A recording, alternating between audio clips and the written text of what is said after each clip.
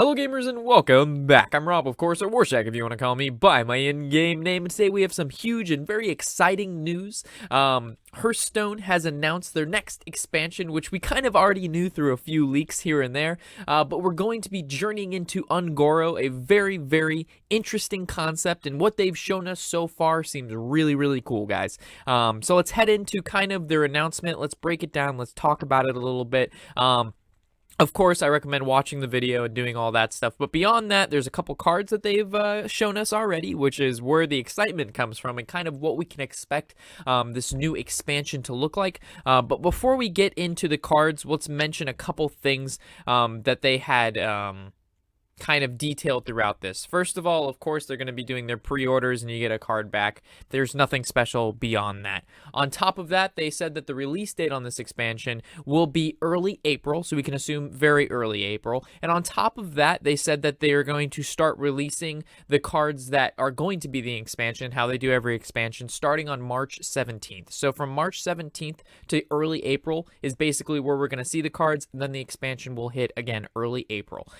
So from there, this is what they've given us so far. First card, Volcano. So it's a 5-mana shaman card, deal 15 damage, randomly split among all minions, overload 2. So first thing we know is that when this expansion hits, there's going to be the standard rotation. So we're going to lose LOE, BRM, and TGT from the standard format. So we're losing 3 sets, which is pretty big, and we're going to gain 1.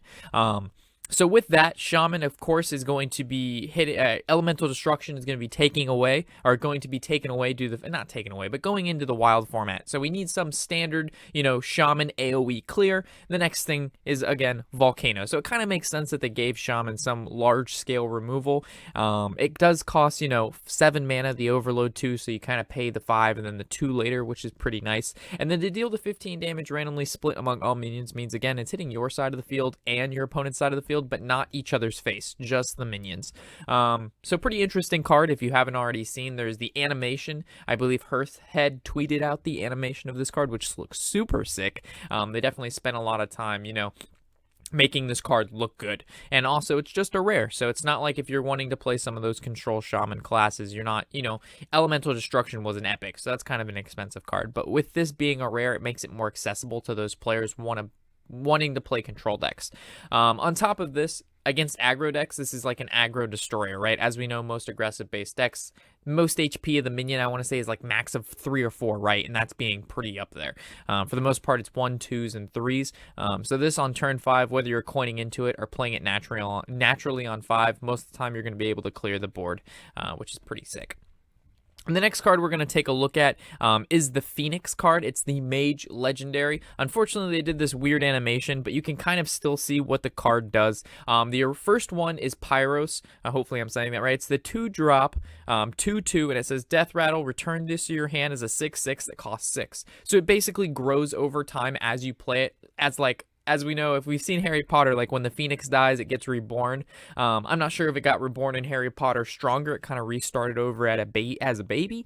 But this Phoenix, on the other hand, grows over time. So originally, he's a 2-drop, 2/2, Death Rattle, and then he turns into a 6-drop, 6/6 with a Death Rattle that turns into a 10-drop, 10/10. Huge. So a lot of value over time. For those of you who are like, oh my god, how are you ever going to deal with this Mage OP? He can easily be silenced and then killed. He can be transformed through a polymorph or a hex. There's plenty of ways to deal with this card. If you're playing Priest, you can Potion of Madness, and now you are the Phoenix Master. So you know what I'm saying? So there are ways to navigate through a mage playing for example, this would probably be found in N'Zoth Mage, which could be a nice deck we brew up in the future, and or just a fatigue or control-like mage.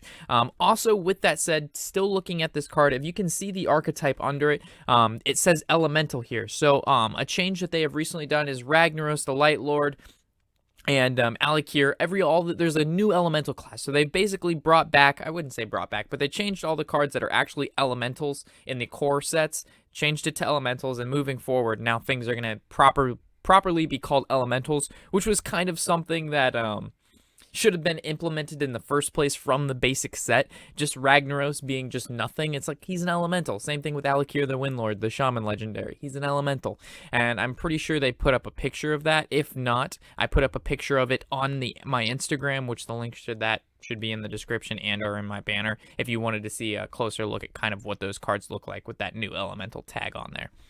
So that's just not, and with that, we can assume that there's going to be elemental synergies. Why they would do that now? Because if you watch the video, it goes Ungoro Crater. There's elemental creatures and powers, and also, of course, dinosaurs, which is what everybody's super psyched about.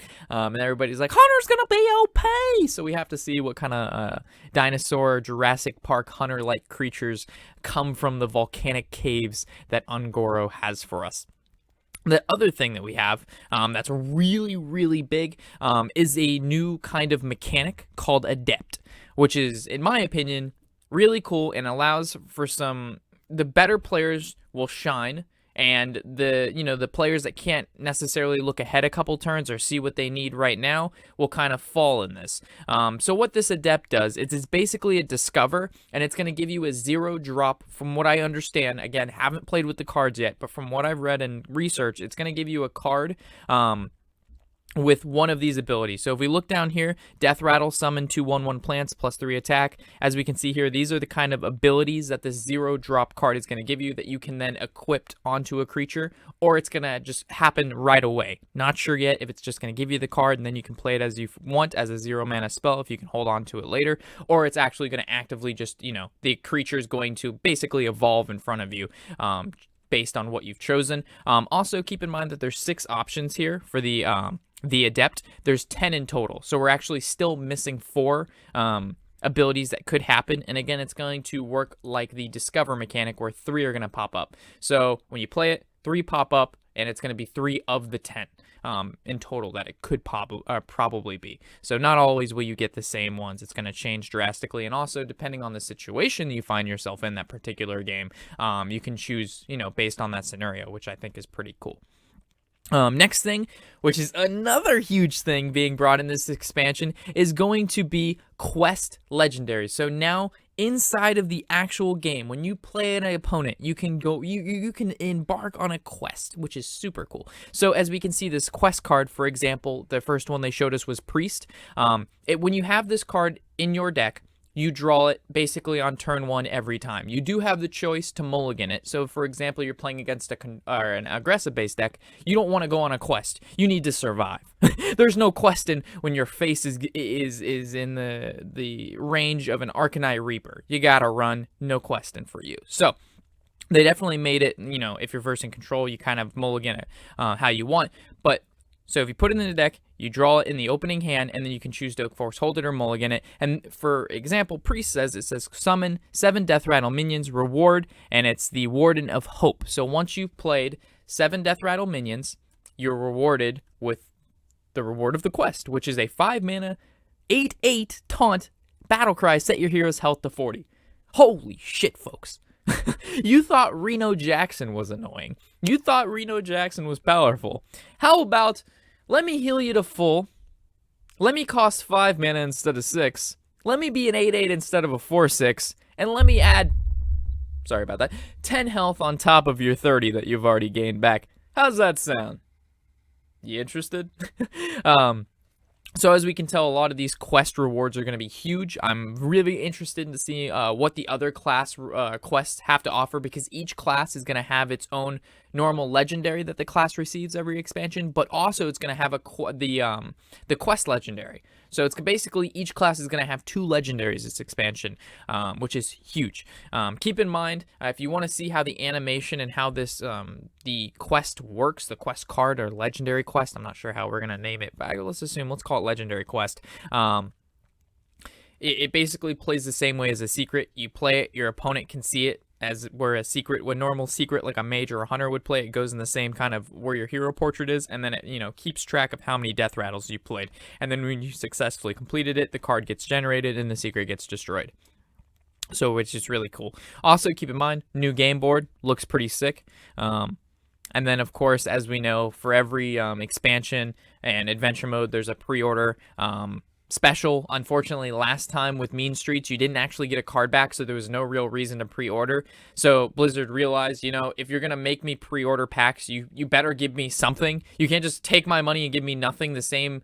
What would be the point of pre-ordering if you can just buy it on the day that it comes out and everything's the same, right? It just seems kind of silly. Why pay for something when you're not receiving it now?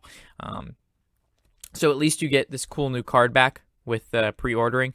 If you don't care about card backs, there's no reason to pre-order. But if you do, the card back is nice. I also recommend Amazon coins for getting more packs, but we can make a separate video on that if you guys are actually interested in saving quite a bit of money with buying packs. So I know every time I use Amazon, and it saves me a couple $100 at least when I buy packs. So I may do a separate video on that depending on, we'll see what happens. But either way, a lot of exciting news here, a lot of good stuff. Really looking forward to this expansion. Hopefully I covered everything that needed to be covered, and if I missed anything, feel free to let me know in the comment section below, or just give me your opinions on some of the stuff that I may have missed, or you just want to elaborate on, as some of the players and viewers or watching the video may want to, see more details or what you guys think. So again, the comment section is a great way to share ideas and expand on what I've already mentioned.